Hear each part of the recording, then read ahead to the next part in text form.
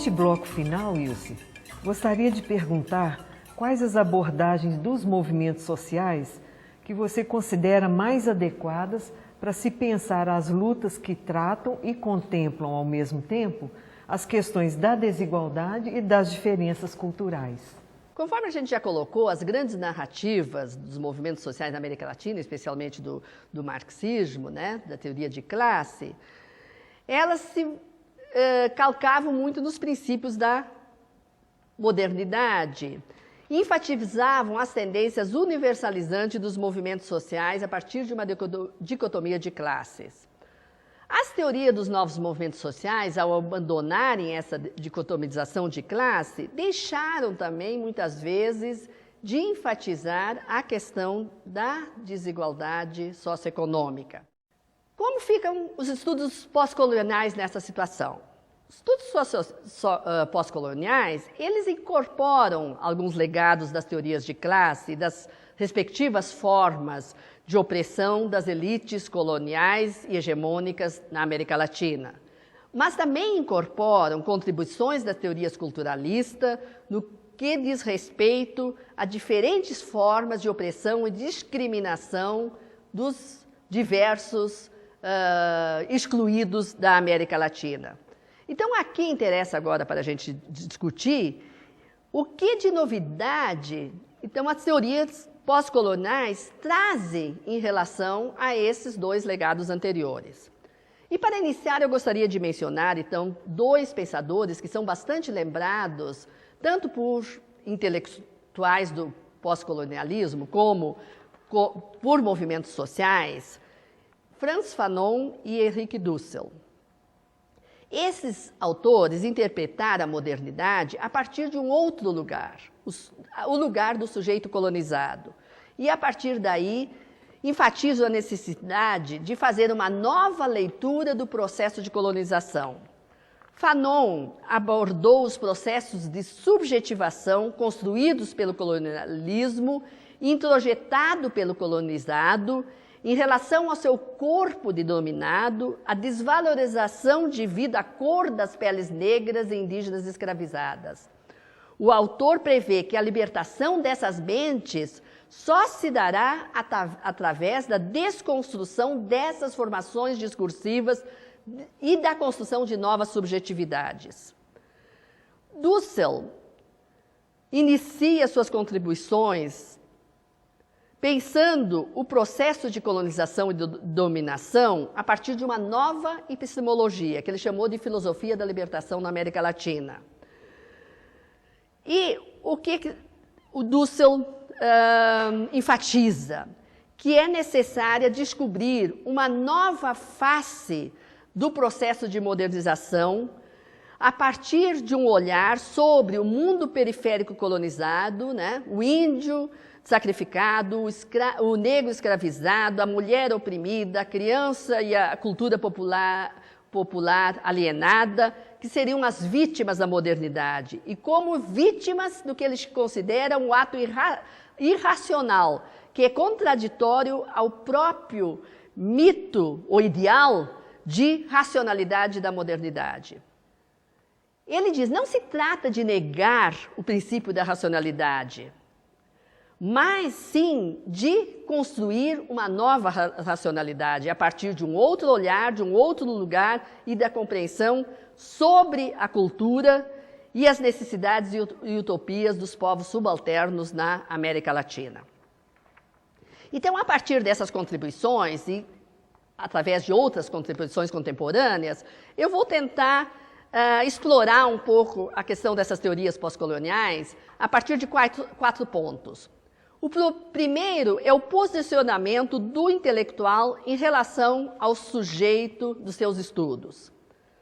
Na filosofia de Dussel, um elemento fundamental é a aproximação com o outro, tanto no espaço como no tempo, na experiência cotidiana e na história.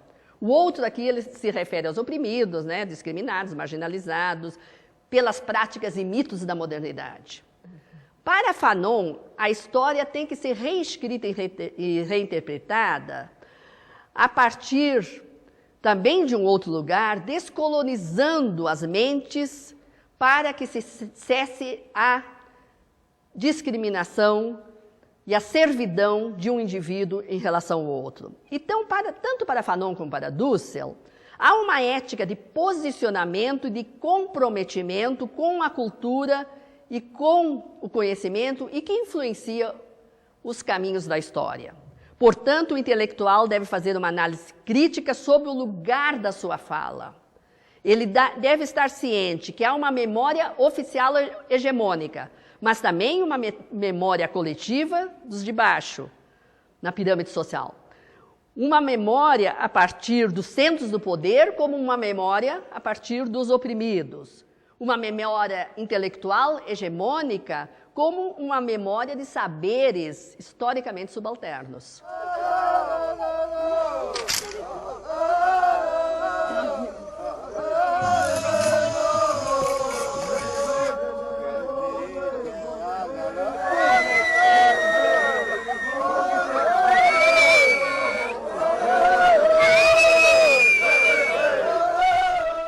Então, o posicionamento, a localização e a memória é um elemento fundamental para o debate político e para o debate intelectual desse início do século.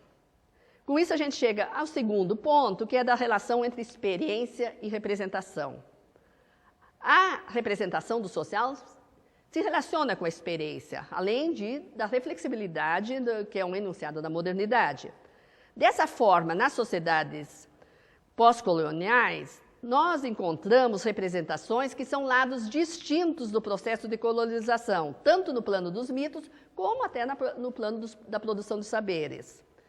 Então, há nessas sociedades a supervalorização do saber científico da modernidade. Resta agora estar atento para as experiências, os relatos, as falas e as representações simbólicas dos povos subalternos.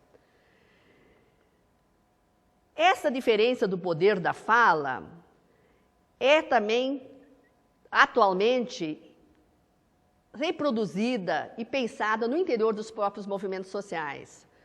Há um dizer de um intelectual e liderança aimara da Bolívia, que defende que uma retomada das culturas originais e que há um problema nisso, porque a intelectualidade local latino-americana ela é muito mais resistente a essa retomada das culturas originais do que a própria intelectualidade do exterior, às vezes.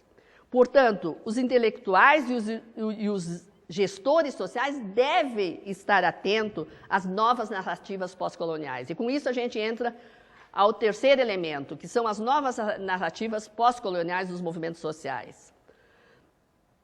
As redes de movimentos sociais, ao incorporarem a diversidade dos sujeitos sociais, estão tendo também um papel importante na construção dessas novas narrativas e também de plataformas de novos direitos humanos mais inclusivos.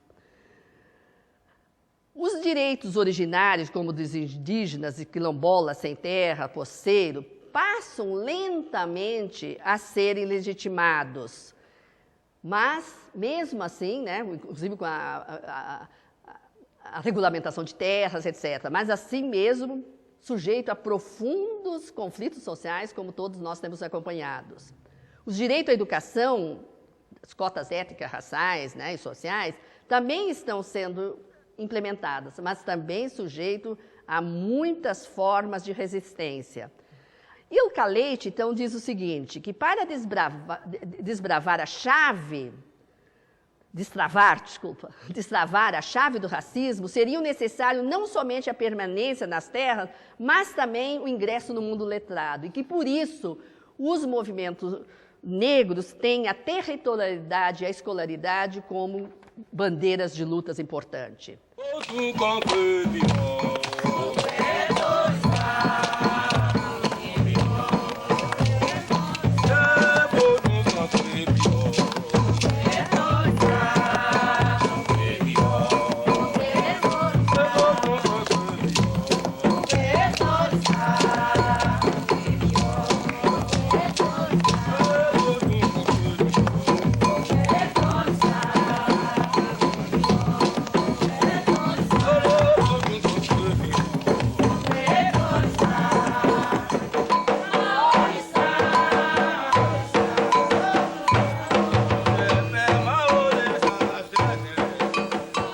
África está presente no Brasil em quase todas as dimensões de nossa sociedade.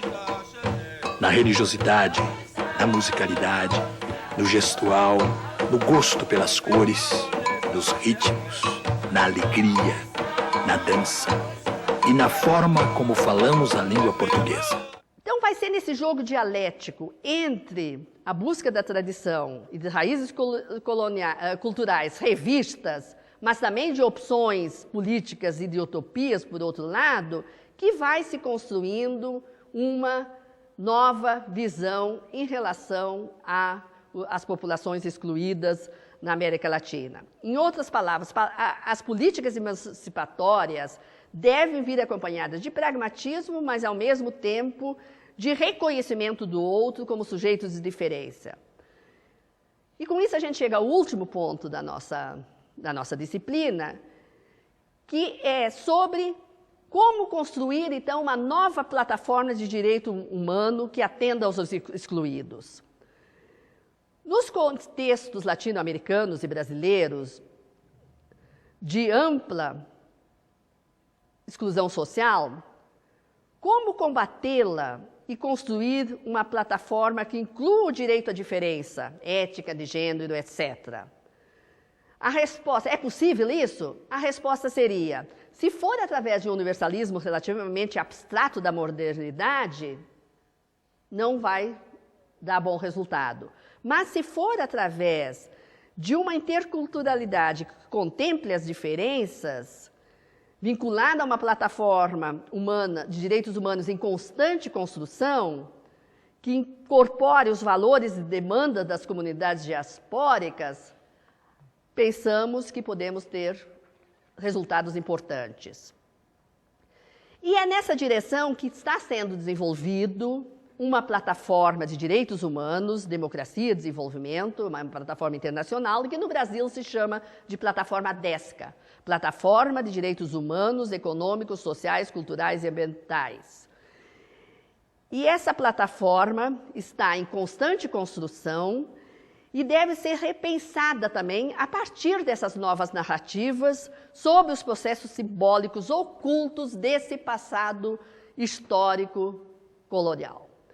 Então, no decorrer das disciplinas, nós vamos elaborar um exercício que vai explicitar um pouco melhor essa plataforma de direitos humanos e que espero possa contribuir para consolidar a reflexão sobre o tema de uma forma em geral. Palmares, balaios, malês, alfaiates, fugas, guerrilhas, combates, mão na cara, dedo em riste. Teatros, fundos de quintal, candomblés, bocos, jongos, afoxés, assim também se resiste. Negritude resplandecente, consciente a se reconstruir. O nosso nome é resistência, olha o nosso povo aí. O nosso nome é resistência, olha o nosso povo aí.